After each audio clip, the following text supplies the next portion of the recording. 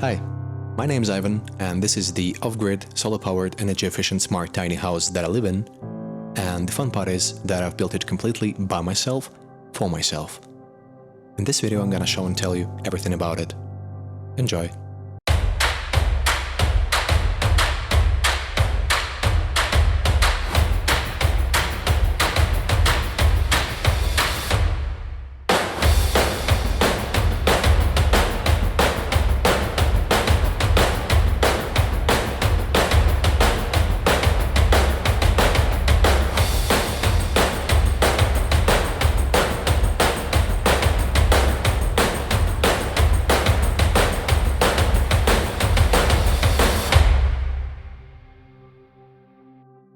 This house is located in the mountains of Eastern Europe near Bulgarian capital Sofia, and to be honest, I love the location.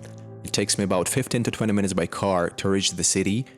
The nearest shops are only 10 minutes away in the village down the hill, and at the same time I can always enjoy this beautiful scenery, take long walks in nature, and of course, see this beautiful view when I wake up and go to bed. The house itself is 4 by 10 meters in size, which makes it 40 square meters or 430 square feet if you're watching this from the States. It's an open space with a separate bathroom, and the rest is visually divided into several areas. I have a kitchen equipped with an oven, a washing machine, a dishwasher, a fridge, a microwave, basically everything one needs in a kitchen. The middle part is the open space where I play my drums. In the corner is the working area with my music studio equipment, my working desk, my laptop, my monitor. The desk is also custom made by yours truly, as is actually all the furniture in this house. And finally comes the sleeping area with my bed, which has a built-in wardrobe, some USB chargers and wireless chargers on the sides. I actually consider this small window next to my bed one of the best ideas while working on this project, as it gets pretty amazing air, especially at sunset. For the structure of the house, I went with a timber frame made of pine wood planks with 15 centimeters of rock wool insulation in the walls, 20 in the ceilings, and 15 of rock wool plus 5 extra of XPS for the floor insulation. I started off making a project in SketchUp. Then I got all the materials and prepared them in advance to speed up the assembly of the house. The structure stands on a foundation of concrete pillars that are drilled 70 centimeters into the ground, which is below the freezing point in Bulgaria.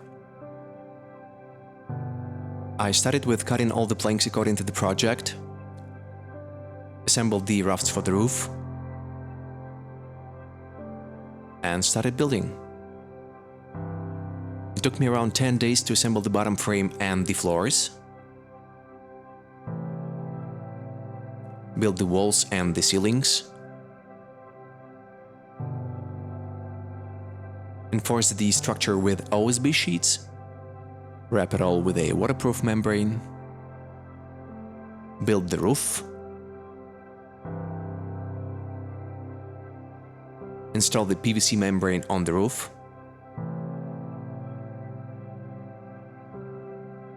and finally, in about 2 weeks in total from the foundation works, the main structure was ready. The 3 panoramic windows are my absolute love. They're made of triple chemically treated glass, so I definitely wouldn't be able to install them on my own, as each and every one of them weighs 136 kilos. So I had to ask a couple of friends to help me out, and so they did. The next couple of weeks I spent putting the insulation in,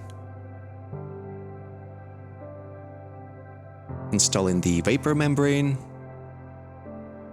and mounting the wooden frame for the future drywall installation. I also decided to make the entrance door myself, so again, it all started with a SketchUp project. Then I assembled the frame, insulated it with XPS, and installed it in its place. Later on, I installed a small window, changed the lock with a smart one, and finished it off with the same kind of laminate I used for the floors to make it match the interior. I wanted all my pipes and cables hidden, so I laid them in the gap between the frame and the drywall, running the cables on the underfloor and the ceiling. And yes, I have a lot of them, because every socket is on its own switch. Every LED is connected to the installation separately through a Wi-Fi relay, so it can work with the smart home system. I have security cameras inside and outside, ventilation fans, yada yada, so the installation is pretty massive. And maybe it's an overkill, but you know, I don't think it's a bad thing. And of course, all the pipes for the hot and cold running water in the bathroom and the kitchen are also hidden in the gap inside the walls. Drywalling wasn't the easiest job to do on my own indeed, especially on the ceiling, but I used some tricks, used my head, metaphorically and directly, and in about 4 days, this is what I got. I was so happy to see this, because it started looking like a house. Then came probably my least favorite job on this project, plastering and sanding, and I really tried my best to spread the plaster the most even way possible, because honestly I hate sanding. It took me about 1 week to plaster the walls, to prime them for painting, and to paint them cold snow white. And so the last part was to lay down the vapor membrane on the floor, to add the XPS, to install the floor heating film, and finally finish off the floors with laminate flooring. So now let's see my bathroom, shall we? It's about 4 square meters or 40 square feet. I wanted to have it grungy, so that's what it looks like. It has a normal toilet, a shower, a urinal toilet as well. I also installed a hygienic shower, and I promise you the last two are very good things to have in a bathroom. It has a sliding door that I also made myself. And it's not completely finished, as it still lacks a sink with a mirror, so it's gonna be here, and I promise I'm gonna finish it soon. The bathroom is also drywalled and hydro-isolated with a liquid mix Cetazid CL51. And for the final coating, I did a little experiment with gypsum plaster, creating an imitation of the natural stone travertine, or travertino in Italian. And I know it's probably not for everyone, but God, I love the texture, the depth, and the overall look. For the facade of the house, I wanted to go Scandinavian minimalistic, so I got some planks, planed them and took off the corners, treated them with a colored preserver, and installed them in place. And finally, later, I did a small terrace in the same style.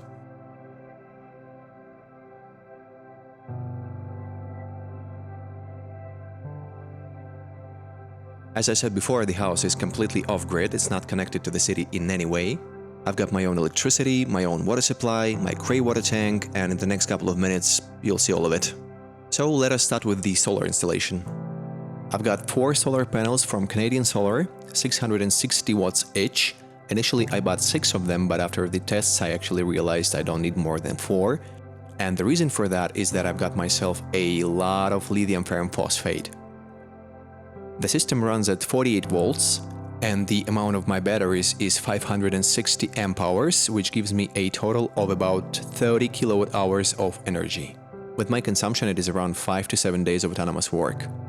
Sometimes the consumption is bigger, but that usually happens when I use the AC, and that means there is a lot of sun incoming, so there is an excess of energy. And in the worst foggy days, when the sunlight is minimal, I sometimes need to use my gasoline generator to charge the batteries. In the 2 years I've been living here, it happened maybe 10 or 15 times in total, which I consider to be pretty much okay. To convert the 48 volts into the usual 220, I used the 5 kilowatt Greywater SPF 5000 ES all-in-one inverter. It powers the house directly from the sunlight, charges the batteries, and has an option of charging them with the generator or bypassing the energy from the generator straight to the house. It also has a mobile app where I can keep track of all the data, which is pretty useful. I have 2 batteries, which I assembled myself. I got 32 cells from AliExpress, connected them in series of 2x16, and hooked them up with 2 BMS systems from Overkill Solar. A special shout out to the guys, they're really amazing. That's a summary of my solar installation. If you have any more questions, feel free to leave a comment and I will maybe make a separate video on that. Let's switch to the water. First I thought about digging a well and even called a guy to do a research, which found that the water is between 65 and 85 meters deep on my land. But that was pretty pricey as I couldn't do it myself, and since I'm not planning to live in this house for long, I decided to do one more experiment, building a rainwater collection system. So I buried a 2000 liters tank under the ground. Then I connected the gutter to the tank through a pipe.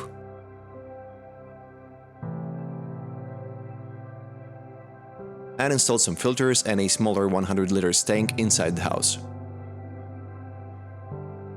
The tank is connected to the pressure pump, which distributes the water into the kitchen, the shower, the toilet, and so on.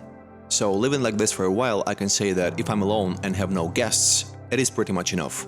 A couple of rainy days give me almost a month of water supply. I myself don't use that much water, but for a family of more and for the next house, I'd prefer either to have a well or a way bigger tank. For the Greywater, I have a 3-ply PVC recycling tank. It has 3 chambers, so the first one is for the heavy stuff where it's dissolved by bacteria. The second one is anaerobic. And the third one is final cleaning stage, after which the water is technically clean. That means it cannot be reused, but it can safely go into the ground. The bacteria is added more or less every month and goes straight to the flushing toilet. In the summer, I use the AC to cool down the place. And in the winter, there are actually 2 possible scenarios. If the day is sunny, the sunlight heats up the place so much, I need to either use the AC or open the windows. And when it's gloomy or foggy outside, I use an infrared heater that runs on propane. One bottle of 27 liters costs me around 15 bucks and lasts about 1 week. So in total, during the 2 cold months in Bulgaria, I usually spend 100 bucks for heating. I have an electric oven, but my kitchen stove also runs on propane because it's way more efficient, and honestly I just like cooking on propane way better than induction. And the last but not least, the internet connection. Obviously there is no fiber optics here, so I use a 4G router. I pay around 20 bucks and my plan includes 100 megabit per second, but in reality I get around 20, which is still fine by me as my phone is on 5G unlimited anyway. So, that's about it. I think I told you most of the things about this house. If you have any questions left, let me know in the comments. I'm gonna be selling this house pretty soon, I think next year, and after that I'm planning to build a new one. So if you want to stay in touch, subscribe to the channel, subscribe to my Insta, I usually update there as well. Also, this is not the only house I've built in the last couple of years. I've built another one, similar but bigger for a neighbor, so if you want me to show it to you, again, let me know in the comments. Thanks for listening to my story, it was a great pleasure. Take care and see you next time.